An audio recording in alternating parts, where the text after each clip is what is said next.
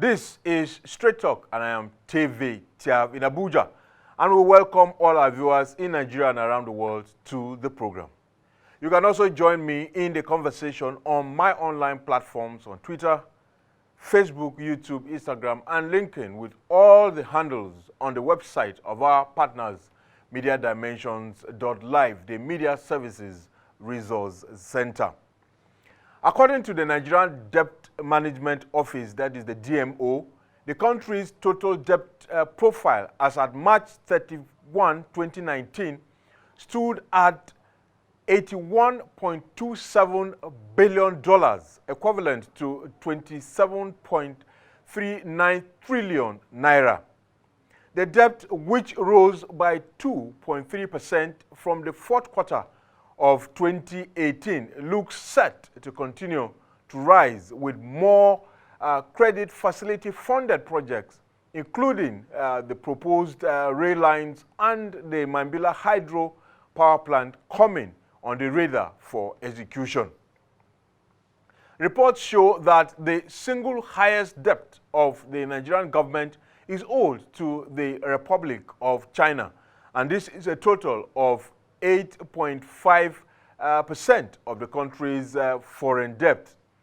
This amounts to $2.176 billion, equivalent to 783.36 billion naira.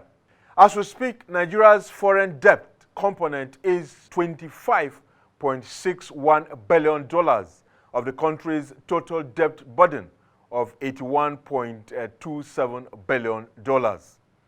The domestic debt component is $55.66 billion, out of which the federal government owes $42.72 billion, and the 36 states and the Federal Capital Territory are responsible for $12.94 billion. Of the country's total debt profile of $81.27 billion, that's about $500 million, representing a significant percent, was incurred from the failed National Public Security Communication System, the NPSCS contract. This includes the $35 million for the solar-powered closed-circuit television CCTV cameras on the streets of the nation's capital, Abuja, and the commercial city of Lagos that have not served the country in any way. And the debt is part of $2.176 billion owed the Chinese government, with payment of the principal loan expected to begin from 2020 to 2030, after servicing of the facility for 10 years between 2010 and 2020. $470 million was paid, yes, for the project, fully. The project was awarded in 2010, and the loan, it has 10 years moratorium. That is, by 2020, when we will just be servicing the interest. We will not be paying the principal of the loan. I'm sure by now the DMO is already paying the interest. But the interest is about 2.5%, if I can remember correctly. It's 2.5%. So,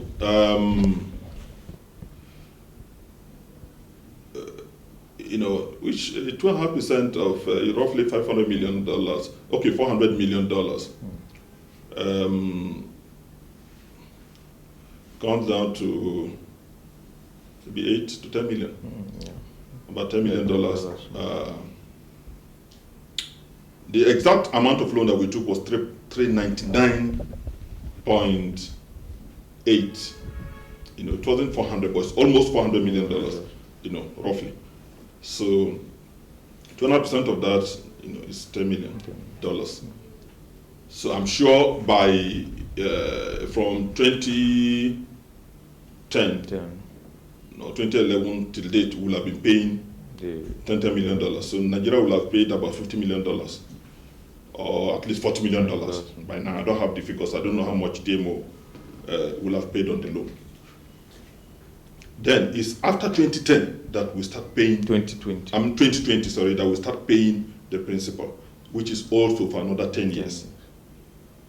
So from 2020, Nigeria will be paying $40 million every year for the project, plus the interest, which is about $50 million. Every year? Yes. For a project that is not working? For a project that's not working. It may not be exactly this amount, there is a reducing balance. Because when you pay $40 million, you pay $20 million for the first 10 years.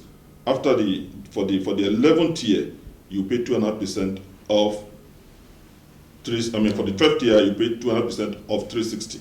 For the 13th year, you pay 2.5% of 320. Like that. It's a reducing balance. As you are paying your principal, the interest will now be on the unpaid amount. Okay. But it's going to be between. It's not going to be less than $40 million till the end. Till the end of 10 years. So the first year will be 50. The second year will be 48.5, like that. And it will be at the exchange rate at the time of payment. It will be the payment. No, it's in dollars, irrespective of what the logos in dollars. So it's going to be paid in dollars.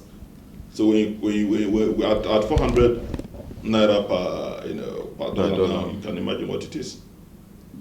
Because the real value of dollar is the black market. It's not the control value. If this product is not productive, this $40 million, the $50 million that the government will be paying is going to be from the hard-earned, forex. If government is relieved of that responsibility, that money imagine that money, they put it in agriculture, in a state.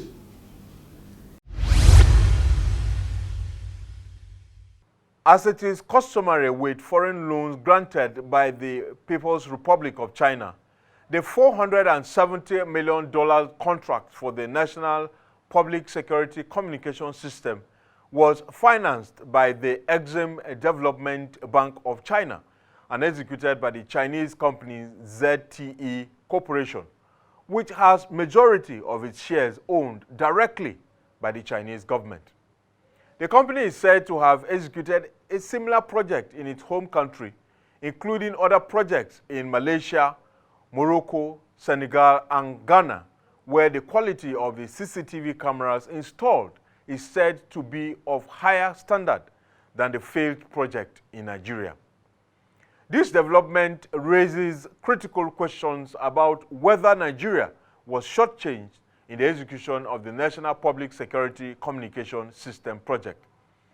For instance, from June 2013, when the project was reportedly handed over to the Nigerian government, it is just about 6 years, and the few CCTV cameras still standing have been unable to withstand the elements of the weather, especially the very sunny and hot conditions.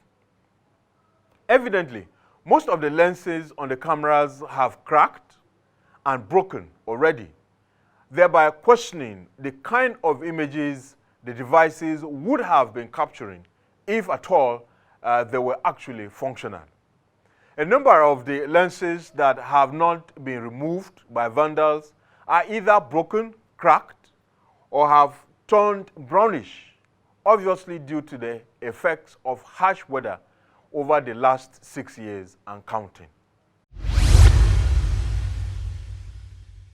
Of course, they know the people that they were dealing with, because once there's corruption behind anything, the suppliers are going to shortchange the country. And that is what these guys did. They supply low quality camera. How can some few years down the line, it was even the sun that the weather, the elements that that broke down and damaged some of them, because you can see some of them up and they were damaged up there. Nobody threw stone, but because they were low quality equipment, they just gave away under elements. So these guys who gave out the contract, whosoever they are, They never took the nation into consideration. They never took the security of this nation into consideration. All they were concerned about is to lie in their pocket. So at that point, they were interested for procurement purpose, but not for the safety and the security of the nation. They went ahead. If you remember, Lagos State government at one point wanted to fix in their own CCTV. I think I'm aware, as far back as 2007, I met a chap in Scotland and who came to look at various CCTV programs for Lagos State government. And it was a pleasure for me now seeing Nigerians wanted to, toe the line of modern state. And when I came back about 2010, when I first came in 2011, I heard a lot of time the federal government berating Lagos State government not to try it. And I said, what? Not to, the reason then was that some people were interested in doing this procurement, in issuing out contract, not for safety. So that is what now went on thereafter, that they said, okay, let them use Abuja as a pilot program, not realizing that the great intention they had in their mind was just to put in something there, not minding if it is working or not. And they used it as an avenue just to fill their own bank account, fill their own pocket. NIGCOMSAT was brought in after the project was awarded to help government to ensure that, number one, the contractor deliver based on the the specs and the bill of quantities of the project, deliver optimally to government as the project consultant to monitor each and every milestone and make sure that the government is shortchanged. The quality of job as per the bill of quantities that I received was delivered accordingly. So anybody who is criticizing the quality of the job done, his criticism is not based on any parameter, because they don't have the BOQ. I didn't prepare the BOQ. And when we saw the project scope and the nitty-gritties, we did our best to ensure that the contractor delivered. And I can tell you that what was delivered was up to standard. The quality of equipment reportedly used for the National Public Security Communication System by the contractor ZTE Corporation may as well explain why in January 2017, the House of Representatives probe panel, amongst others, indicted the company in its report and recommended that it should be made to refund the discrepancy in the amount certified after the audit exercise. The Chinese company, based on the recommendations of the probe panel, had the option of supplying equipment and spare parts of commensurate value to the said money, or have the money deducted from the over $20.247 million said to be the outstanding debt owed it for test running the network from January to June 2013, which in itself was yet to be audited.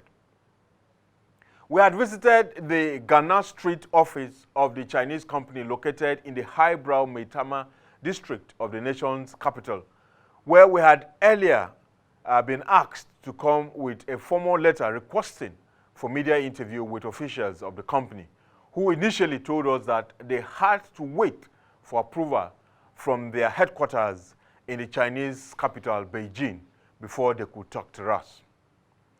ZTE Corporation, however, made a U-turn days after and instead wrote to us. In the letter dated August 25, 2016, and signed by the Managing Director, Hua Fuken, the company said, and I quote, "would wish to point out that our role in the completed project is that of a contractor. Our duty was restricted to the implementation of the project only. Furthermore, the project is governed by a contract which, amongst others, prohibits our disclosure of information relating to the contract. However, We have contacted the ministry for further directives on your request and would respond to your request as soon as possible. End of quote. The company has never gotten back to us, and as they indicated in their letter, they had referred the matter to the Ministry of Interior, which was at that time the custodian of the contract and project. It was not a surprise that there has been no further information on it. If they were sincere, that thing was not supposed to be even up to 20% of the amount they quoted. God will judge them. And please hear this part. God will judge them because they have stolen the wealth of the nation, you know, and yet we are seeing more and more security challenge. The NSA's office, you didn't mention, they were involved in this whole thing. It shouldn't be. It shouldn't be. That's why till tomorrow, who took this money? Who were those that were paid this huge amount of money and this thing is not working? I even believe that at that point in time, they just foisted this thing up on the Nigerian police. They were not even an integral part of the decision at that time. The contract was awarded by Mr. President, the federal government. The Ministry of Police Affairs, they are the exponent, or they are the proponent they are the promoters of the project. You know, but it was a federal government project, you know, meant for the entire government of the national security. EFCC have proved this project twice. First while I was in the office and thereafter. Even at some point in time when I felt that it wasn't moving with the pace, I personally petitioned the project to EFCC. I did the same thing to the Office of National Security Advisor. I did the same thing to the DSS, even after I left the office. Instructively, we have approached the Anti-Graft Agency, the Economic and Financial Crimes Commission, that is the EFCC, to speak on the independent investigations it conducted into the project, such that on two separate occasions, precisely on September 26, 2016 and December 20, 2018, we submitted written requests, but the commission has not obliged us. In fact, in May 2018, the acting chairman of the commission, Commissioner of Police Ibrahim Magu, during the activities leading up to the formal inauguration of its new headquarters complex, offered to grant us an interview on abandoned projects in the country, but he is yet to keep his word despite our reminder. I have not had, I will check, I will give you a feedback, how far we have gone. It's very annoying. The unwillingness of the President Muhammadu Buhari administration since 2015 to take action against those indicted or alleged to have undermined the national interest on the National Public Security Communications System project speaks volumes. In the first 4 years of the administration, Lieutenant General Abdulrahman Dambaza was the minister in charge of the Ministry of Interior, which had taken over the Police Affairs Ministry that awarded the contract in the first instance. We had written to the Office of the Interior Minister on August 25, 2016, requesting for a media interview to address some of the issues identified in the National Public Security Communication System project. But up till the end of the first term of the administration on May 29, 2019, our request was never obliged. However, in the Ministry of Communications, the then Minister Adebayo Shitu had in 2018 rightly thrown the challenge back to the Ministry of Interior, giving an insight into how the President Buhari administration is perhaps not ready to review the failed National Public Security Communication System project. Let me say straight away that that project is not the Minister of Communications project. It's a project of the Police Service Commission, because it is, the CCTV project is about security. You know, it merely uses the technology of ICT. And NICOMSAT came in at that time to assist in supervising, to make sure that in the area of technical technology, Nigeria was not shortchanged. When I came into office and I learned about it, I had to visit, the center in the Nigerian police headquarters. And I asked the contractor, why has this project failed? And the answer was that when they did the proposals and all of that and the contract, that they didn't provide for maintenance according to the contractor. Well, I believe the Ministry of Internal Affairs, would be the best, government agency to answer questions with regard to whether Nigerians will be allowed to lose all the money or not. They should know what they are doing. Anytime we are called upon to give supervision or technical advice, we would always be willing and ready to do that. But it's not our project. Today, the country has a new Minister of Interior and that of Police Affairs with the splitting of the ministry.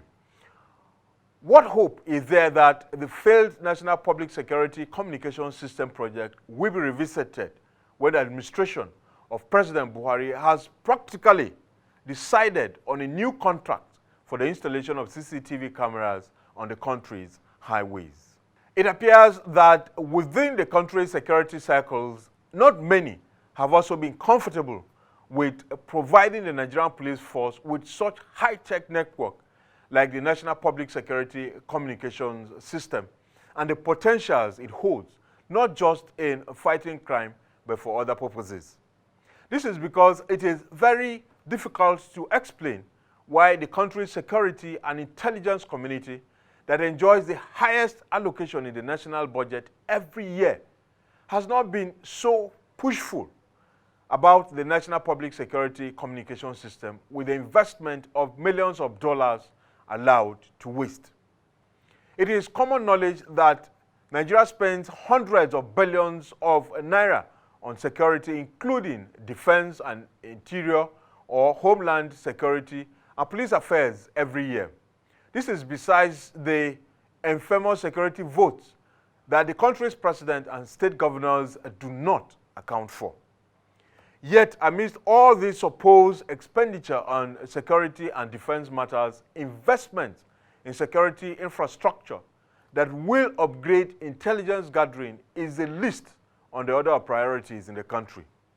What's still something as basic as issuing a policy on CCTV cameras is still missing in the country's security framework. One of our security architecture, which I want to strongly recommend to government, is that the government should make it a policy that every business center, wherever you have a business, whether it's whether you are a barber, a saloon, a tailor, a restaurant, an industrialist, whatever business anywhere part of the country, you must have CCTV. It's part of the policy that if you want to construct any building or establish any office, you must have CCTV. CCTV should not be left to the government. It's not just the government alone. That climbs. For instance, look at the bomb blast that took place in Boston, in the U.S. It was the CCTV that was installed in a restaurant that was used in detecting those culprits. Then the police now should go around and ensure, document the various CCTVs that have been installed. From time to time, assign officers who will now go and collect the data for print and analyze, and then for utilization of whatever information they will get there. With these, it will check crime, it will check terrorism. I was so driven one morning with a colleague, and we went to the IG's office. Please, if these guys are not thinking, let us tell them what to do. That put this policy out there, the police work, problem will be reduced and and enhanced. Do you know, somebody started asking me in the IG's office, before we tell Oga, do you have an avenue where we can supply this CCTV from abroad? And I said, far be it. All the government needs to do is to take some decisions. It is important that the government, particularly the office of the NSA or the office of the DSS, to take over the entire project. And first of all, use it for the primary purpose of communications within the entire security system, so that they can share intelligence, so that they can react, so that they can plan and strategize, so that they can preempt, they can prevent. You see, the national security system, they're supposed to sit in the middle of the entire communication web of the country, whether it is video, it is data, it is voice, it's social media or on social media, whatever media, mainstream media, whatever name you call it. The unbelievable scale of vandalism visited on the CCTV cameras on the streets of Abuja, besides raising fundamental questions about the capacity of the authorities of the FCT administration to secure public infrastructure and facilities in the city, it should be a major lesson for those planning to install the same device on highways across the country. It can only be emphasized that it will be great disservice to the country and her people for any administration, including that of President Muhammadu Buhari, to abandon the $500 million National Public Security Communication System for another project. This is especially that the international loan facility obtained to execute the National Public Security Communication System has not even been fully paid. We are also told that it is possible and more cost-effective to resuscitate the National Public Security Communication System, which will serve the country more effectively when properly managed. And that's Straight Talk. You can follow me on Twitter, Instagram, and Facebook, and you can also subscribe to my YouTube channel to watch the program at your convenience. I am Tyav. Tyav, thanks to our partners, Media Dimensions, the Media Services Resource Center, for their support. And thanks to you for watching. And goodbye from Abuja.